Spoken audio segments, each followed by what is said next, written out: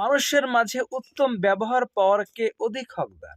সহিহ বুখারী হাদিস নাম্বার 5971। আবু হুরায়রা রাদিয়াল্লাহু তাআলা আনহু থেকে বর্ণিত, তিনি বলেন, এক লোক রাসূল সাল্লাল্লাহু আলাইহি সাল্লামের নিকটে এসে জিজ্ঞাসা করলো, হে আল্লাহর রাসূল, আমার নিকট কে উত্তম ব্যবহার পাওয়ার অধিক হকদার? রাসূল সাল্লাল্লাহু আলাইহি সাল্লাম বললেন, তোমার মা। লোকটি জিজ্ঞাসা করলো, তারপর কে? রাসূল সাল্লাল্লাহু আলাইহি সাল্লাম বললেন, তোমার মা। তারপর আবার জিজ্ঞাসা করলেন লোকটি, তারপর কে? রাসূল সাল্লাল্লাহু আলাইহি সাল্লাম বললেন, তোমার মা। লোকটি আবার জিজ্ঞাসা করলেন, তারপর কে? রাসূল সাল্লাল্লাহু আলাইহি সাল্লাম বললেন, তোমার পিতা। অর্থাৎ সবচাইতে ভালো ব্যবহার পাওয়ার যিনি হক রাখেন তিনি হচ্ছেন আমার মা, আপনার মা, আপনার পিতা। দুঃখের বিষয় কি জানেন?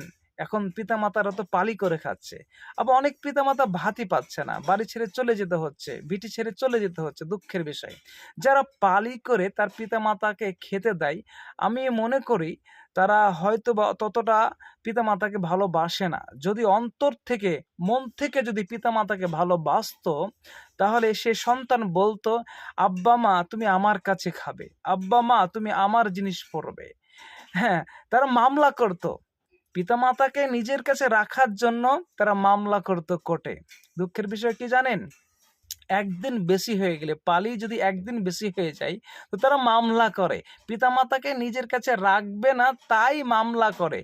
কিন্তু অন্য দেশে, ভারত বাংলাদেশ বাদ দিয়ে সৌদি আরবে খোঁজ নিয়ে দেখা যাবে, তারা নিজের পিতামাতাকে নিজের কাছে রাখার জন্য তারা কোর্টে মামলা করে।